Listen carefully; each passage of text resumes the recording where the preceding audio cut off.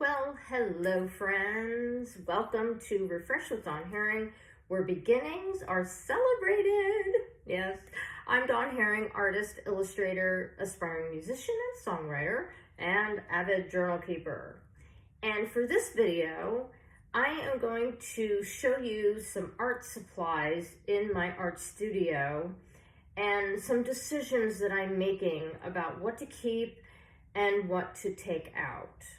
So if you're interested in talking about a little decluttering and seeing the kind of stuff that I have that I haven't shown yet, I don't think, on this channel, then you're welcome to check it out. I have a cart here. It's a 3-tier cart. Currently the bottom tier is empty, but the top tier, I have quite a few stamps that I have collected over the years, which I can show to you. I've got a dot stamp, I've got a crazy alphabet stamp with letters that go in all different kinds of, that's one of my favorite ones. And I have some musical ones. I've got a key, I've got a little telephone, I've got some leaf stamps that I've used recently in an art journal spread that you can see me working on. I'll put a card, if I can remember to do that, so you can go check that out if you want to. It's in real time, where I worked on an art journal spread, and which is now complete, and the blog post is now available at dawnherring.net. So if you want to do that, you're welcome to. And so I've got a bunch of stamps in the top tier.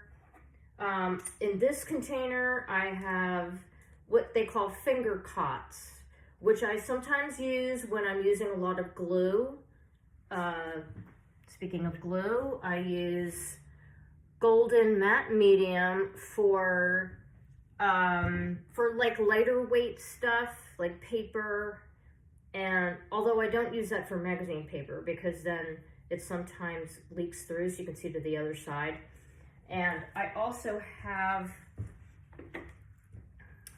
my golden, this is soft gel matte medium. This is my go-to adhesive because it works really well with heavier items like buttons and fabric, and of course it works great with paper. And I just like this one because, well, it dries clear. They both dry clear. And so that's part of what I've got in here. But the finger cots are to protect your fingers from getting glue all over them or whatever else you're working with. And I have some rubber bands in here too. And then I have my sponge applicators. I have several sitting on my table that I've been using. So those are there. But the thing that I wanted to talk specifically about today are my alphabet stamps. Yes. And in order for me to show you those are on the second tier of my cart here.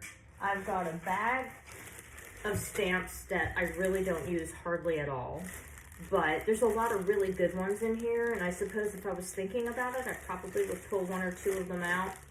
But, you know, just a lot of different images, flowers and a teapot and little flourishes, and I have a heart and a bird and a dress form, and I've got words that say friends and family and musical notes and that kind of thing. So I've got lots of that kind of stuff going on. All right, this is part 2 of my art studio supply video. And the reason why I switched is because it's going to be easier to show you what I have down in here. Let me just move that out of the way so you can see. I also have my measure tape, and I've got a towel here to dry my hands off with, and then I've got my apron hanging on there. But let me turn this around so that you can see what I've got. Now this particular set right here, I have had since the beginning of my art journal journey. And I'll tell you more about that in a minute when I go back to the other camera. But in this particular situation I've got going on here. A couple of letters are missing from this set, and the lowercase ones as well. I believe there are a couple of letters missing from from that set too.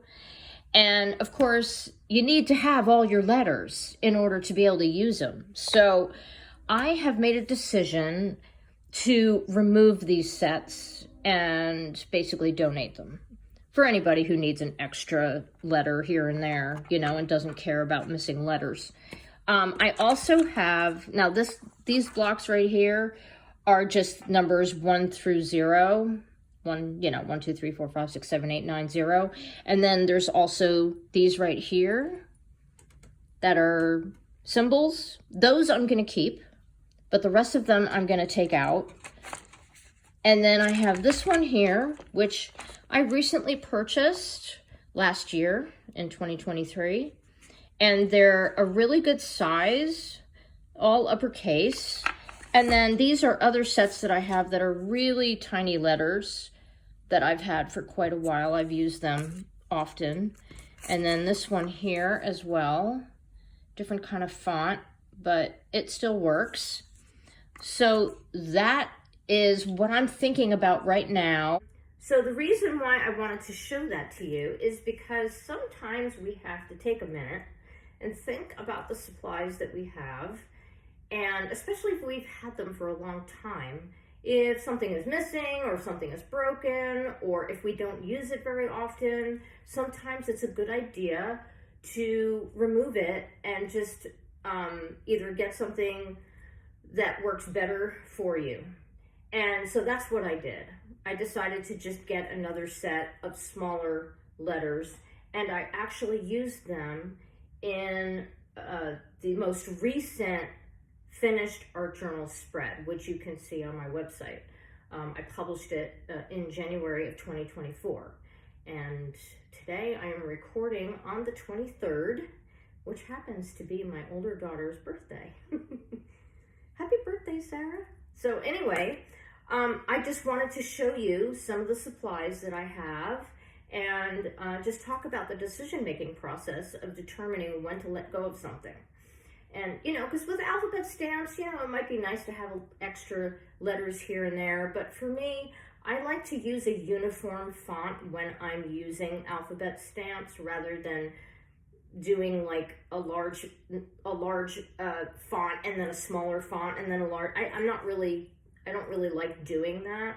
So I like uniform. So if I can't use all of the letters in the same font, then I don't want to use any of the letters. So that's just my preference as an artist. I have been keeping an art journal since 2011, and we are now in 2024. So that's over a decade. And so over time, I've been able to accumulate here and there the art supplies that I have. And so, you know, when you get to a point where something isn't working for you, then, you know, somebody else will probably be able to use it better than you do. So that is what I wanted to share in this video. And I hope that it encourages you, if you happen to have art supplies, you know, maybe to go through them and see if there's something that you don't use anymore or that doesn't work for you that might work for somebody else. Yeah. So I hope you enjoyed this video. I hope it inspired you to get your creative juices flowing and to do something fun that lifts your spirit. And thank you so much for watching. And if you enjoyed this video, please give it a thumbs up on my YouTube channel. And if you haven't already, you're welcome to subscribe for future videos. And I share all kinds of things on here, even cats. So you have yourself a delightful day, and I wish you the very best of beginnings.